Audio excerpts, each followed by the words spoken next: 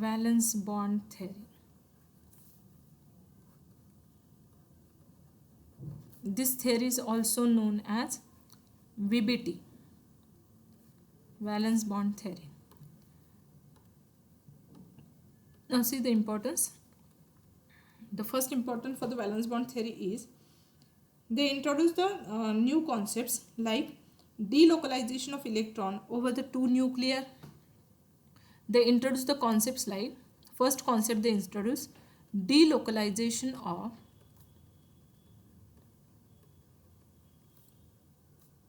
electron over two nuclei.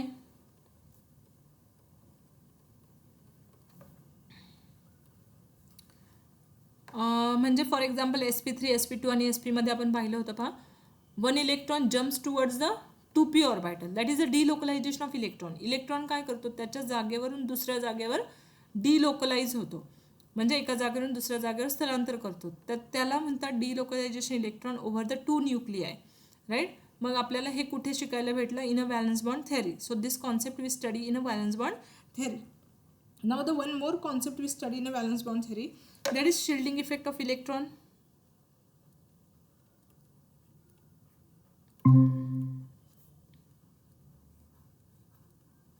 Shielding effect of electron. Shielding effect म्हणजे काय, outermost shell मधले जे काही इलेक्ट्रॉन्स असतात, दिस इलेक्ट्रॉन दे शिल्ड. मी इथे करून दाखवते पहा तुम्हाला. हा कन्सिडर, हा जर न्यूक्लियस असेल, न्यूक्लियस पॉझिटिव्हली चार्ज असतो, ही एक शेल आहे आणि त्याच्या आउटरमोस्ट शेलमध्ये जर कन्सिडर करा एक इलेक्ट्रॉन असेल. मॅम, येस, काही दिसत नाहीये, तुमचं कर्सर दिसत नाहीये. माझी स्क्रीन शेअर आहे. स्क्रीन शेअर आहे, पण तुम्ही जे लिहिलंय ते दिसत नाहीये. फक्त इम्पॉर्टन्स ऑफ बॅलन्स स्पेलिंग पण कम्प्लीट नाहीये. हो का, जस्ट वेट.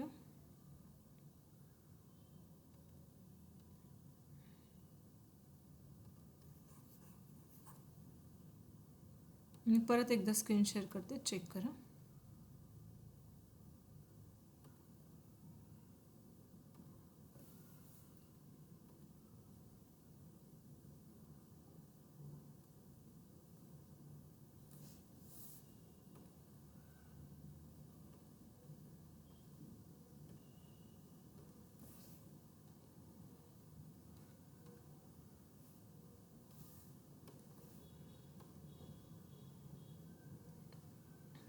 नाव चेक.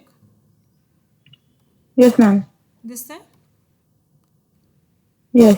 ओके, ठीक आहे. तर शिल्डिंग इफेक्ट म्हणजे काय ते सांगत होते मी तुम्हाला. कन्सिडर की हा न्यूक्लियस आहे, न्यूक्लियसच्या बाहेर अशा शेल्स असतात. तर जर आउटरमोस्ट शेलमध्ये एखादा इलेक्ट्रॉन प्रेझेंट असेल, न्यूक्लियसचा चार्ज पॉझिटिव्ह असतो, इलेक्ट्रॉन्सचा चार्ज निगेटिव्ह असतो. ह्या मधल्या शेलमध्ये पण काही इलेक्ट्रॉन्स प्रेझेंट असतात. तर हे मधल्या शेलमध्ये इलेक्ट्रॉन काय करतात, हे जास्त अट्रॅक्ट होतात न्यूक्लियसकडे, कारण they have the oppositely charge. आणि मग न्यूक्लियसचा आउटरमोस्ट शेलवर जो काही अट्रॅक्शन पाहिजे होतं ते अट्रॅक्शन राहत नाही. कशामुळे राहत नाही, ह्या मधल्या शेलमुळे राहत नाही, कारण का त्याच्यावर प्रेझेंट आहेत इलेक्ट्रॉन्स. ते अडथळा निर्माण करतात, एक स्क्रीन निर्माण करतात. त्याला म्हणतात स्क्रीनिंग इफेक्ट किंवा शिल्डिंग इफेक्ट. ओके, तर हे आपल्याला कुठे शिकायला भेटलं, व्हॅलन्स बॉन्ड थेअरीमध्ये शिकायला भेटलं. In a valence bond theory we study about the shielding effect of electron. This concept we study in a shielding effect of electron. त्याच्यानंतर आपण व्हॅलन्स बॉन्ड थेअरीमध्ये शिकलो covalent character. Covalent character of bond.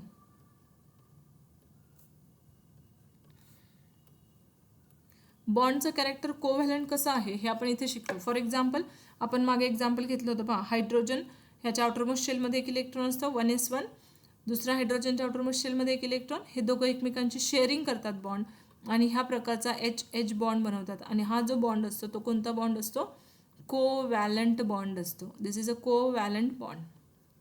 Okay, तर हे आपण कोणत्या थेअरीमध्ये शिकलो, in a valence bond theory. We are going to see the importance. So this is the third importance for the valence bond theory. We study the covalent character of a bond. Next, we study the partial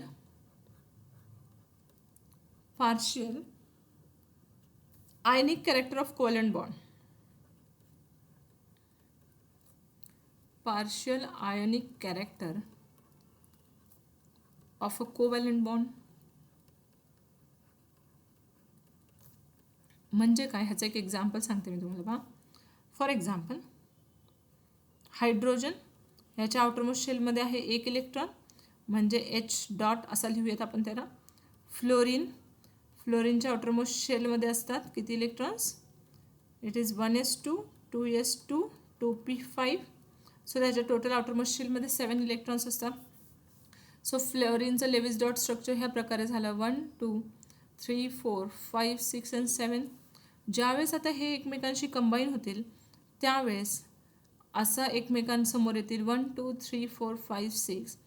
हा 7th electron फ्लोरीनचा, हा 1 electron हायड्रोजनचा. They can form this kind of covalent bond. ह्यांनी काय बनवला? Covalent bond. इथे जर तुम्ही पाहिलं तर फ्लोरीनचं ऑक्टेट कंप्लीट झालं आहे आणि इथे जर तुम्ही पाहिलं तर हायड्रोजनचं डुप्लेट कंप्लीट झालं आहे. म्हणजे हा जो बॉन्ड आहे हा कोणता बॉन्ड आहे? कोव्हॅलंट बॉन्ड आहे. दिस HF bond formed bond is a covalent bond. हा आहे covalent bond. But this covalent bond which can also carry a partial ionic character. ह्याच्याकडे पार्शियल आयोनिक कॅरेक्टर देखील प्रेझेंट आहे. मग ते कसं प्रेझेंट आहे ते पाहूयात. पहा, हा आहे कोव्हॅलंट बॉन्ड, पण ह्या दोघांची इलेक्ट्रोनिगेटिव्हिटीमध्ये खूप जास्त डिफरन्स आहे. Hydrogen is very electropositive. बरोबर, हायड्रोजन हा कसा आहे? खूप जास्त इलेक्ट्रोपॉझिटिव्ह आहे. See, this hydrogen is very electropositive while this fluorine is very electronegative. Therefore what happen? They separate their poles. म्हणून हे काय करतात? पोल्स सेपरेट करतात आणि पोल्स सेपरेट केल्याने ह्याच्यावर येतो एक partial negative charge, delta minus म्हणजे पार्शियल निगेटिव्ह, आणि ह्याच्यावर येतो एक partial positive charge, delta plus म्हणजे पॉझिटिव्ह. सो आपण व्हॅलन्स बॉन्ड थेअरीमध्ये हे शिकलो, the partial character of covalent bond. Covalent बॉन्ड्समध्ये देखील एक पार्शियल आयोनिक कॅरेक्टर प्रेझेंट असतं, आयन्स प्रेझेंट असतात, like positively charge ion and negatively charge ion. Okay, and the last importance of valence bond theory is the concept of resonance. We study the concept of resonance here.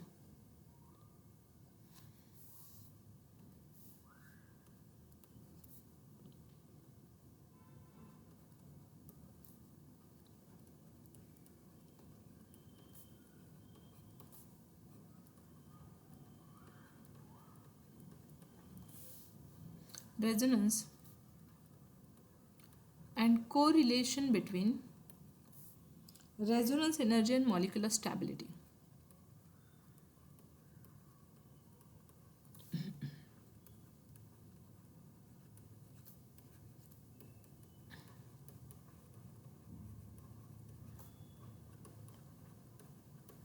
आपण ह्याच पॉईंटमध्ये resonance कंपाऊंडचा resonance शिकलो आणि त्यांची molecular stability कशी असते ती शिकलो. म्हणजे काय? फॉर एक्झाम्पल, जर एखादा कंपाऊंड तुम्ही घेतला like CH3 CH double bond CH C double bond OH अशा टाईपचा कंपाऊंड घेतला तर हा कंपाऊंड रेझोनन्स दाखवतो, ह्या वेमध्ये रेझोनन्स दाखवतो. आणि due to this resonance the molecule is very stable. जर आपण हा टाईपचा कंपाऊंड घेतला CH3 CH2 CH2 C double bond OH, ह्या कंपाऊंडपेक्षा हा कंपाऊंड जास्त स्टेबल असेल because it has a this kind of resonance or the molecular stability.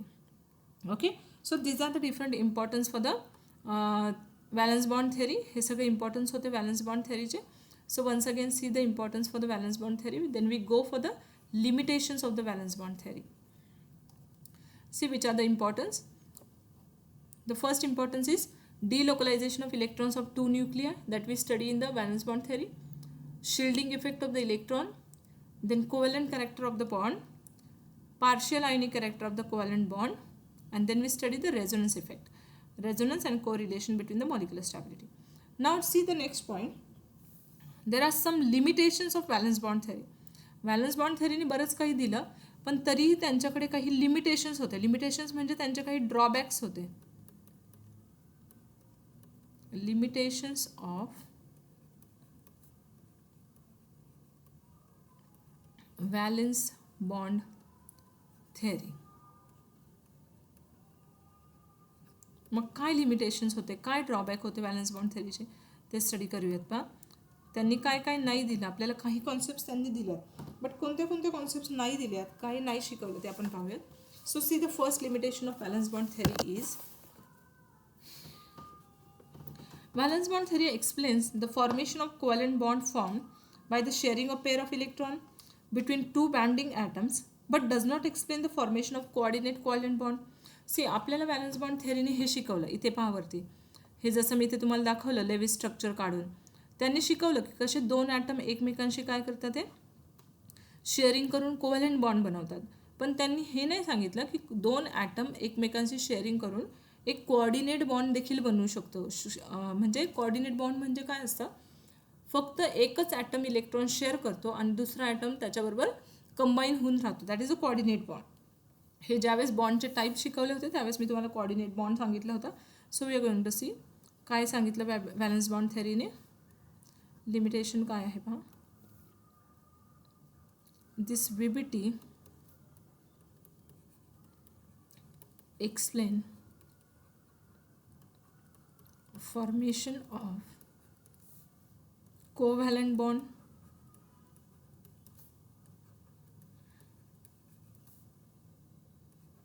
by sharing of electron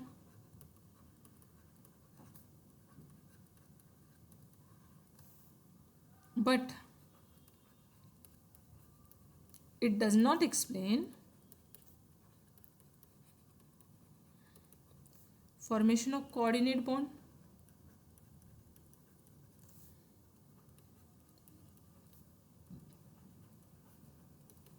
it does not explain the formation of coordinate bond. आता पहा coordinate बॉन्डचं एक example सांगते मी. Covalent बॉन्डचं तुम्हाला माहिती आहे एक्झाम्पल. फॉर एक्झाम्पल हा coordinate bond असतो पहा, O डबल बॉन्ड O. हा जो बॉन्ड तयार झाला ना, जो ॲरो करून दाखवला मी, हा बॉन्ड आहे कोऑर्डिनेट बॉन्ड. Coordinate bond. ऑक्सिजनच्या आउटरमोस्ट शेलमध्ये 6 इलेक्ट्रॉन्स असतात. This all 6 electron they are with this oxygen atom. ह्या ऑक्सिजनकडे आहेत 1 2, हा बॉन्ड तयार झाला ते 2 आणि हा इथे 1 आणि 1. तर ह्या ऑक्सिजन आणि ह्या ऑक्सिजनमध्ये बॉन्ड तर बनला आहे, पण पहा या ऑक्सिजनने एकही इलेक्ट्रॉन दिला नाही किंवा शेअर केलं नाही. दोन्ही इलेक्ट्रॉन कुणी शेअर केलेत, दॅज मिडल ऑक्सिजनने शेअर केलेत. मग असा ज्यावेळेस बॉन्ड बनतो त्याला म्हणतात कोऑर्डिनेट बॉन्ड आणि तो अशा टाईपच्या ॲरोनी दाखवला जातो. This is shown by this kind of arrow. तर व्हॅलन्स बॉन्ड थेरीने आपल्याला कोव्हॅलंट बॉन्डबद्दल शिकवलं की कोव्हॅलंट बॉन्ड कसा तयार होतो, शेअरिंग करून तयार होतो इलेक्ट्रॉन्सच्या. पण हा कोऑर्डिनेट बॉन्ड कसा तयार होतो ते व्हॅलन्स बॉन्ड थेरीने शिकवलं नाही. So this is the first limitation of valence bond theory. Now see what is the second limitation of valence bond theory. The paramagnetic character of O2 molecule cannot be explained.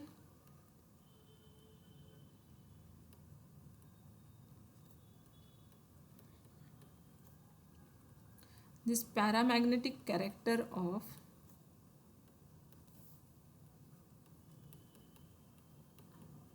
O2 molecule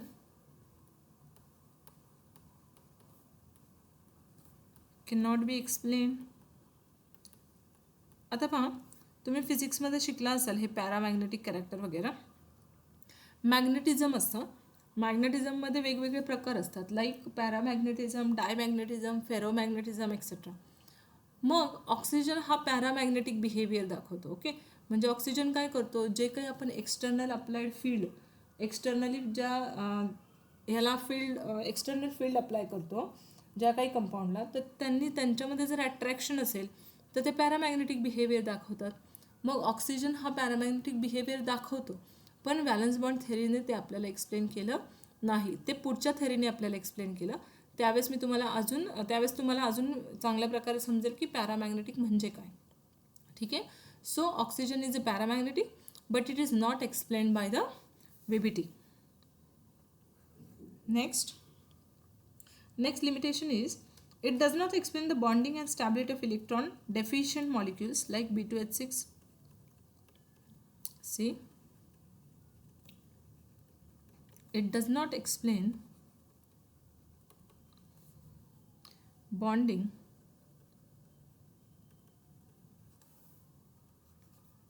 and stability of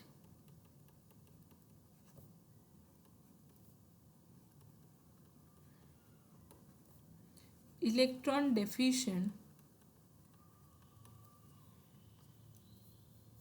molecule like BH3 or B2H6. B2H6 म्हणजे फक्त BH3चा dimer आहे. मग आता पहा, हा boron आहे. बोरॉनचं electronic configuration काय असतं?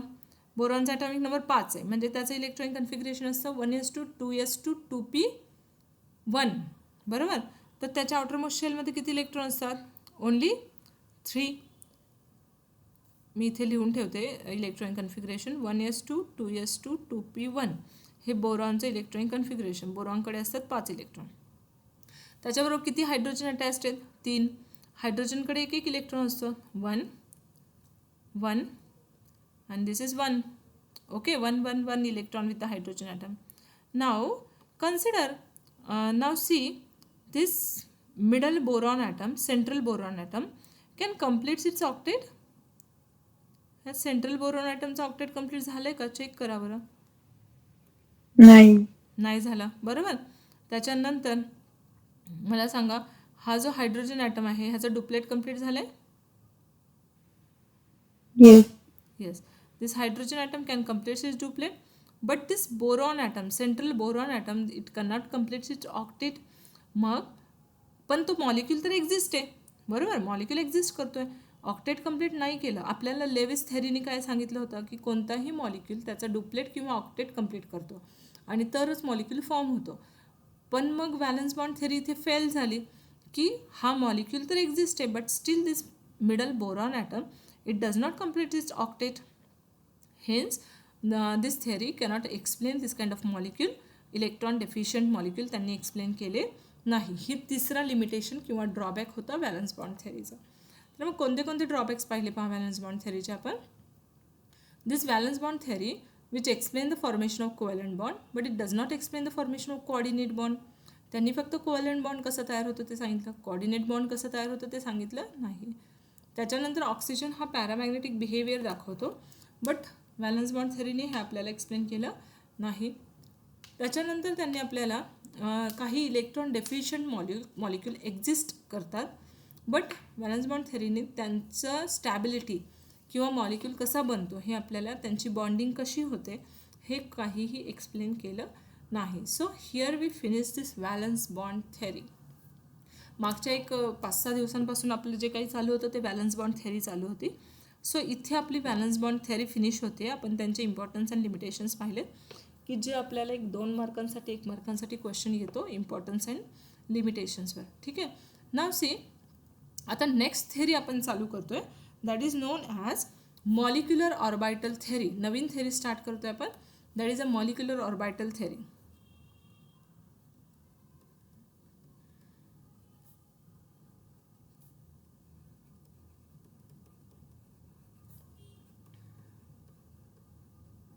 Molecular orbital theory, it is also known as MOT, molecular orbital theory. आता पहा, आतापर्यंत आपण कोणत्या कोणत्या थेरीज पाहिल्या. The first theory we study that is Lewis and Kossel theory. एकदम सुरुवातीला आपण लेविस आणि कोसेलची थेरी पाहिली. त्याच्यानंतर आपण व्हॅलन्स बॉन्ड थेरी पाहिली. And now we are going to study about the molecular orbital theory. Okay, तर अशा थेरीज ह्या चॅप्टरमध्ये आहेत. आता मॉलिक्युलर ऑर्बिटल थेरी जी आहे त्याच्यामध्ये त्याची काही बेसिक इन्फॉर्मेशन आपण घेऊयात मॉलिक्युलर ऑर्बिटल थेरीची. C,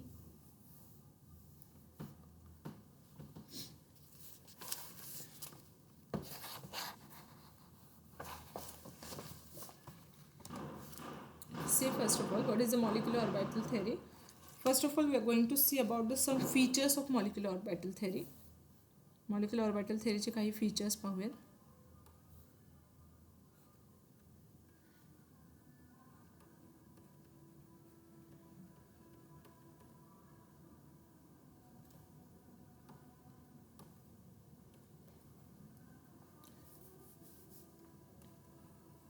See, the very first feature of the molecular orbital theory is, in a molecule, electrons are present in various molecular orbital similar to the molecule electrons which are present in various atomic orbital. आत्ता मागे आपण atomic orbital पाहिले होते पहा. कोणते atomic orbital होते? For example हा S orbital, हा पी ऑर्बिटल, हे ॲटॉमिक ऑर्बिटल होते. जसे ॲटॉमिक ऑर्बिटलमध्ये इलेक्ट्रॉन्स प्रेझेंट असतात ना, तसे मॉलिक्युलर ऑर्बिटलमध्ये पण इलेक्ट्रॉन्स प्रेझेंट असतात, असं त्यांनी आपल्याला पहिल्या फीचरमध्ये सांगितलं. लक्षात येते? So we are going to write this feature.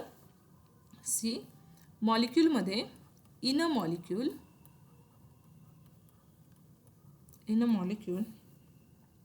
electrons are present in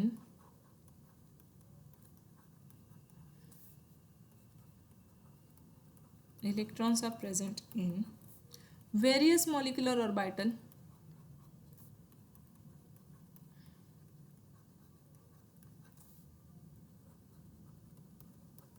as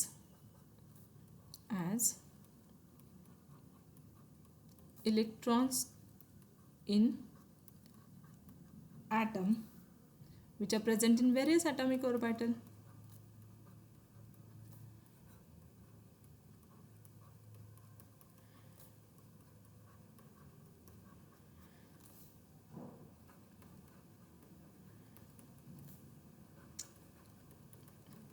okay, atomic orbital म्हणजे काय तुम्हाला माहिती आहे. अजून तुम्हाला मॉलिक्युलर ऑर्बिटल माहिती नाही. मॉलिक्युलर ऑर्बिटल आपण ह्या थेरीमध्ये पुढे शिकतोय. पण मग त्यांनी काय सांगितलं आत्ता इथे आपल्याला, जसे ॲटॉमिक ऑर्बिटलमध्ये खूप सारे ऑर्बिटल प्रेझेंट असतात. खूप सारे ऑर्बिटल म्हणजे कोणते कोणते आपण स्टडी केले. जसं आपण स्टडी केला 1s मध्ये 2 इलेक्ट्रॉन. त्याच्यानंतर आपण स्टडी केलं 2s मध्ये 2 इलेक्ट्रॉन. त्याच्यानंतर आपण स्टडी केला 2p मध्ये किती इलेक्ट्रॉन असू शकतात? 6 इलेक्ट्रॉन. असं लाईक दिस 1 2 3 4 आणि 5 6. तर हे ॲटॉमिक ऑर्बिटल्स आहेत. ओके, जसे ॲटॉमिक ऑर्बिटल्समध्ये वेगवेगळे ऑर्बिटल प्रेझेंट असतात, 1s 2s 2p ह्या टाईपचे, तसेच मॉलिक्युलर ऑर्बिटलमध्ये पण व्हेरियस ऑर्बिटल्स आर प्रेझेंट. हे त्यांनी पहिला फीचर दिलं. Okay, now we are going to see about the second feature. See, the atomic orbital of proper symmetry and comparable energies combines to the molecular orbital. आता पहा त्यांनी काय सांगितलं पहा. atomic orbital of a proper energy or a proper symmetry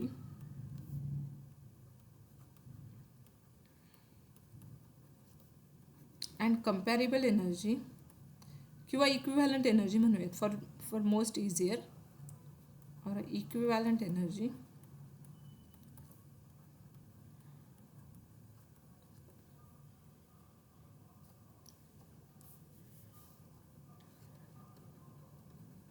combines to form molecular orbital.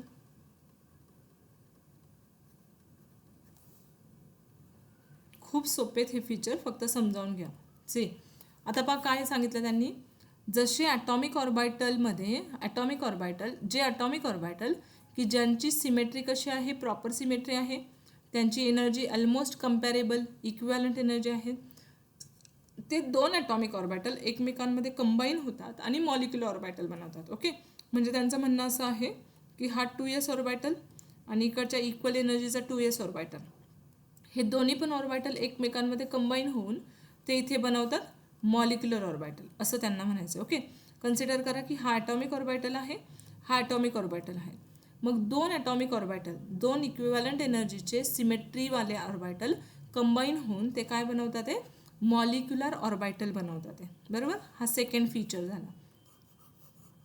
So 2 atomic orbital with equal energy and equivalent symmetry, they can combine together to form a molecular orbital. This is the second feature. Now see the third feature, that is see the number of molecular orbital formed is equal to the number of atomic orbital. जेवढे atomic orbital combine होतील तेवढे molecular orbital form होतात. So the next feature is the number of molecular orbital formed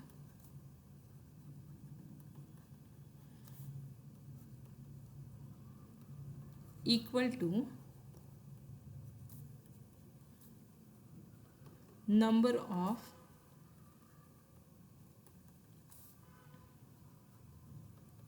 atomic orbital combine जेवढे molecular orbital form होतात ते कसे form होतात, जेवढे ॲटॉमिक ऑर्बिटल कंबाईन होतील तेवढे मॉलिक्युलर ऑर्बिटल फॉर्म होतील. That is the next feature. Now see the next feature. The electron in an atomic orbital is influenced by one nucleus, hence that is atomic orbital is monocentric while molecular orbital is polycentric. So we can simply write atomic orbital are monocentric while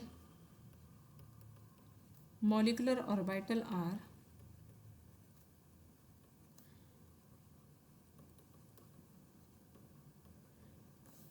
पॉलिसेंट्रिक.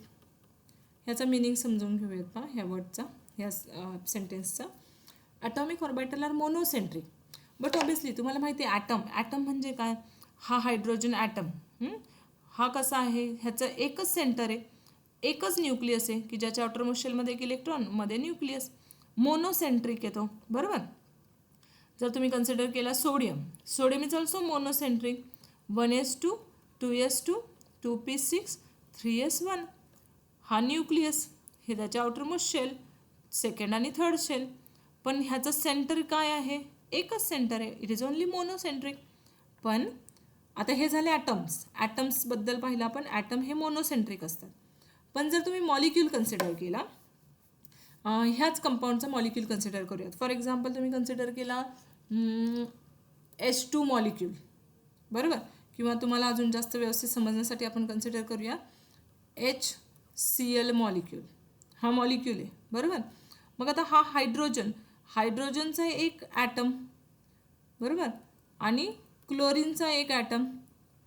क्लोरीनचं वेगळं centre, हे इथे वेगळं centre आहे. ज्यावेळेस हे दोघं एकमेकांमध्ये combine होतात त्याच वेळेस तुमचा HCl तयार होतो आहे. मग इथे किती सेंटर कंबाईन झालेत, how many centers they get combines, 2 center get combine. म्हणून असं म्हटलं जातं की atoms having the only one center, that is atoms are monocentric while molecules are polycentric. मॉलिक्युल्समध्ये खूप सारे सेंटर असू शकतात. जसं H2SO4 3 प्रकारचे ॲटम्स आहेत. सो 3 सेंटर झाले. So according to this molecules having the polycentric compounds. Next,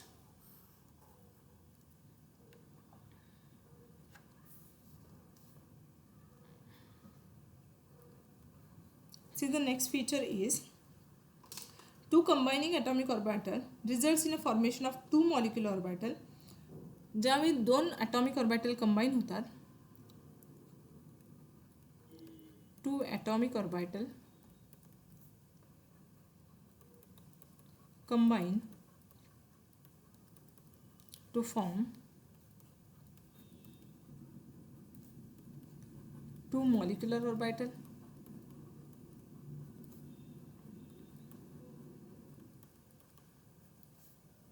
That is bonding molecular orbital and anti-bonding molecular orbital. That is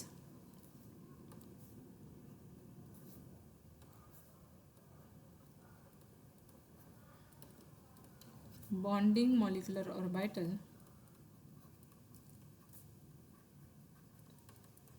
and the next one bonding molecular orbital which have the high energy, and the next one is anti-bonding molecular orbital.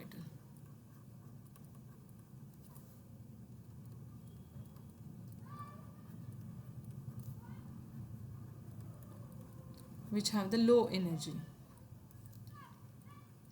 ज्यावेळी 2 atomic orbital combine होतील त्यावेळेस ह्या प्रकारचे molecular orbital बनतात. Bonding आणि anti bonding molecular orbital बनतात. Okay, ते कोणत्या प्रकारचे असतात ते मी तुम्हाला आता सांगते की ते कसे बनतात.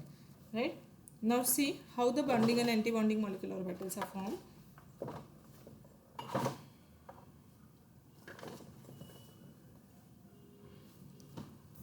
See, they can formed by bonding and anti-bonding. They can formed by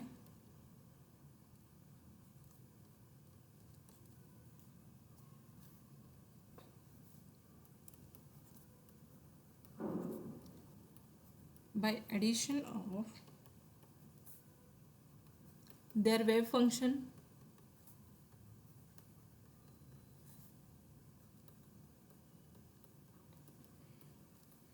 and secondly they can formed by subtraction of their wave function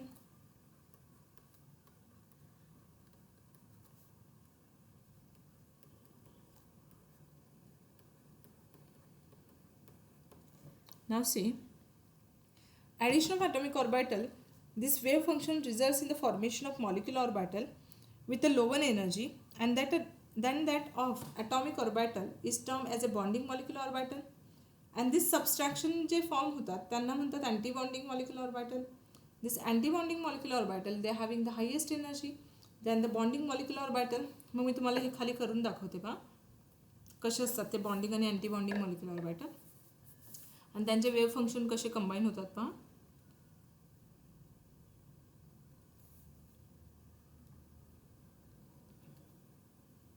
this is a increasing energy हा एनर्जीचा ग्राफ आहे this is a increasing energy consider this is a one atomic orbital ह्या atomic ऑर्बिटलचं wave function आहे psi A okay now here is another atomic orbital which have one electron with opposite spin it has a wave function psi b आता आत्तापर्यंत आपण मागे काय काय पाहत होतो बा when there is a ज्यावेळेस दोन ॲटॉमिक ऑर्बिटल एकमेकांमध्ये कंबाईन होतात हे काय आहेत atomic orbital these are the atomic orbital बरोबर ज्यावेळी दोन ॲटॉमिक ऑर्बिटल कंबाईन होतात त्यावेळेस दोन मॉलिक्युलर ऑर्बिटल बनतात इथे लिहिलंय पहा आपण when two atomic orbital combines the number of molecular orbital formed is equal to number of atomic orbital combined जेवढे atomic orbital combine होतील तेवढे molecular orbital तयार होतील सो हे दोन atomic orbital combine झाल्यावर आपल्याला ह्या प्रकारे दोन molecular orbital भेटतात see this is a first molecular orbital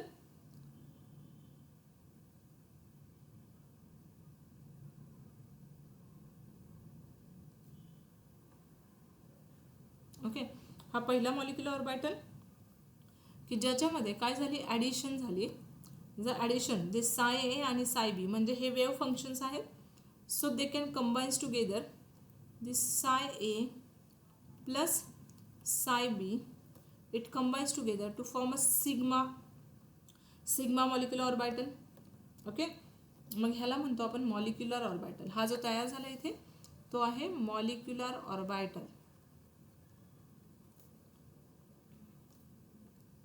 more specifically we are going to write it is a bonding molecular orbital हा जो तयार झाला तो आहे bonding molecular orbital ह्याची एनर्जी कशी असते which has lower energy okay आता पहा हे जे दोन इलेक्ट्रॉन्स आहे हे दोन इलेक्ट्रॉन इथे कंबाईन होऊन इथे हे दोन इलेक्ट्रॉन्स येतील ॲटॉमिक ऑर्बिटल मधले दोन इलेक्ट्रॉन हा झाला बॉन्डिंग मॉलिक्युलर ऑर्बिटल तो कसा तयार झाला by addition of wave function इथे वरती लिहिलं पहा आपण by addition of wave function molecular orbital तयार होतो एक तयार झाला bonding by addition of wave function here the formation of bonding molecular orbital ठीक आहे now see here is a formation of anti bonding molecular orbital हा जो तयार झाला हा आहे anti bonding molecular orbital this is आणि हा कसा तयार होईल पहा it is formed by the subtraction of wave फंक्शनला ज्यावेळेस सबस्ट्रॅक्ट करूयात त्यावेळेस फॉर्म होतो आणि ह्याला sigma star antibonding molecular orbital म्हणतात okay so we are going to write this is a antibonding molecular orbital this is a antibonding molecular orbital which have high energy ह्याची energy कशी असते हाय असते तर ह्या प्रकारचे आता इथे इलेक्ट्रॉन जातील का नो एम्प्टी ऑर्बिटल आहे कारण आपल्या ॲटॉमिक ऑर्बिटलकडे किती इलेक्ट्रॉन्स होते only 2 electrons are present with atomic orbital hence 2 electron first of all get combines in a bonding molecular orbital तर ह्या प्रकारचं जे काही बनतात त्याला म्हणतात फॉर्मेशन ऑफ हे जे आपण केलं that is a formation of molecular orbital this is formation of molecular orbital. मग कसा तयार झाला मॉलिक्युलर ऑर्बिटल पहा. आत्ता वरती आपण जे जे काही लिहिलं होतं ते मी तुम्हाला परत एकदा फीचर्स एक्सप्लेन करून सांगते. सी 1 by 1 थोडीशी थेअरी आहे पण समजावून घ्या आणि आपल्याला ह्या थेअरीवरूनच पुढचे काही प्रॉब्लेम्स सॉल्व्ह करायचे, काही क्वेश्चन्स आपल्याला पाहायचे. See first one, in a molecule electrons are present in a various molecular orbital as the electrons are present in an atom which are present in a various atomic orbital. म्हणजे त्यांनी सांगितलं जसं ॲटम्समध्ये खूप सारे atomic orbital present असतात तसं मॉलिक्यूलमध्ये पण खूप सारे मॉलिक्युलर ऑर्बिटल प्रेझेंट असतात. Atomic orbital of proper symmetry and equivalent energy combines to form a molecular orbital. म्हणजे इथे या खाली आता हे पहा, हा ॲटॉमिक ऑर्बिटल आहे, हा ॲटॉमिक ऑर्बिटल आहे, हे दोन्हीही ॲटॉमिक ऑर्बिटल आहे. मग ज्यावेळेस हे दोघांची सिमेट्री आणि एनर्जी इक्विव्हॅलंट असेल त्यावेळेस ते कंबाईन होऊन काय बनवतात, ते ह्या दोन मॉलिक्युलर ऑर्बिटल बनवतात. ओके, नाव see next, 2 atomic orbital combines to form a 2 molecular orbital. See इथे पाहू शकता तुम्ही, हे 2 ॲटॉमिक ऑर्बिटल कंबाईन झाले. मी त्यांना थोडंसं हायलाईट करते पहा. हे जे आहे ते ॲटॉमिक ऑर्बिटल, हे येल्लो कलरमध्ये जे केले ते ॲटॉमिक ऑर्बिटल आहेत, बरोबर. This are the atomic orbital. 2 atomic orbital जर कंबाईन झाले तर ते काय बनवतात, ते this type of 2 molecular orbital. 2 atomic orbital combine होऊन हे 2 मॉलिक्युलर ऑर्बिटल बनवतात. ते मॉलिक्युलर ऑर्बिटल कसे बनतात ते मग त्याचा पण फीचर आहे वरती, आपण ते फीचर वाचू आणि मग पाहू. ठीक आहे, नेक्स्ट फीचर पहा. हां, मग 2 ॲटॉमिक ऑर्बिटल,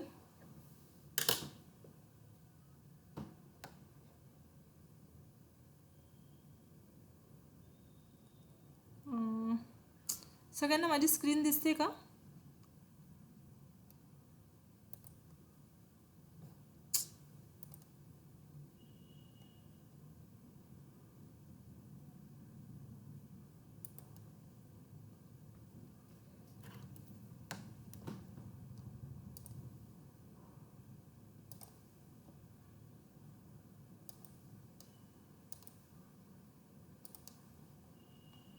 ओके, सी हे जे मॉलिक्युलर ऑर्बिटल आहेत मग काय होतं आहे, this is formation of from 2 atomic orbital there is a formation of 2 bonding molecular orbital. मग ते बॉन्डिंग मॉलिक्युलर ऑर्बिटल कोणते आहेत, एक असतो बॉन्डिंग मॉलिक्युलर ऑर्बिटल आणि दुसरा असतो अँटी बॉन्डिंग. बॉन्डिंगला आपण डिनोट करतो सिग्माने. ओके, बॉन्डिंग लिहितो आपण सिग्माने आणि अँटी बॉन्डिंग लिहितो आपण सिग्मा स्टारने. Anti bonding is written as a sigma star. Now see next, आता हे जे मॉलिक्युलर ऑर्बिटल तयार होतात ते कसे तयार होतात पहा. They can be formed by addition of their wave function and subtraction of wave function. इथे जर तुम्ही पाहिलं हे साय ए आणि psi B that is a wave function. मग हा जो पहिला ॲटॉमिक ऑर्बिटल आहे याला ज्यावेळेस आपण ॲड करतो त्यावेळेस तो बॉन्डिंग मॉलिक्युलर ऑर्बिटल देतो आणि ज्यावेळेस त्याला आपण सबस्ट्रॅक्ट करतो त्यावेळेस तो अँटी बॉन्डिंग मॉलिक्युलर ऑर्बिटल देतो. ओके, सो सगळ्यांना स्क्रीन दिसते का, एकदा सांगा बरं मला. Yes ma'am. ओके, माझी स्पेस कमी झाली आहे मे बी. 2 मिनिटांनी जर बंद झालं तर समजावून घ्या की स्पेस कमी झाली, सो बंद झालं आहे आणि आपण मग लेफ्ट पण करूया जर झालं बंद तर. लॅपटॉप बंद झाला तर. ओके, नाव सी हे सगळं झालं बॉन्डिंग आणि अँटी बॉन्डिंग मॉलिक्युलर ऑर्बिटलबद्दल. आता जी फॉर्मेशन ऑफ मॉलिक्युलर ऑर्बिटल आपण स्टडी करणार आहोत बाय युजिंग वन थेअरी आणि त्या थेअरीचं नाव आहे linear combination of atomic orbital. Okay, आता इथून पुढे आपण काय करणार आहे, ह्या बॉन्डिंग आणि अँटी बॉन्डिंग थेअरीला पकडून थेअरीला घेऊन आपण मॉलिक्युल्स बनवणार आहे. फॉर एक्झाम्पल मागे जसं आपण व्हॅलन्स बॉन्ड थेअरीने H2 बनवला, Cl2 बनवला, तसंच आपण इथे by using molecular orbital theory H2 Cl2 हे मॉलिक्युल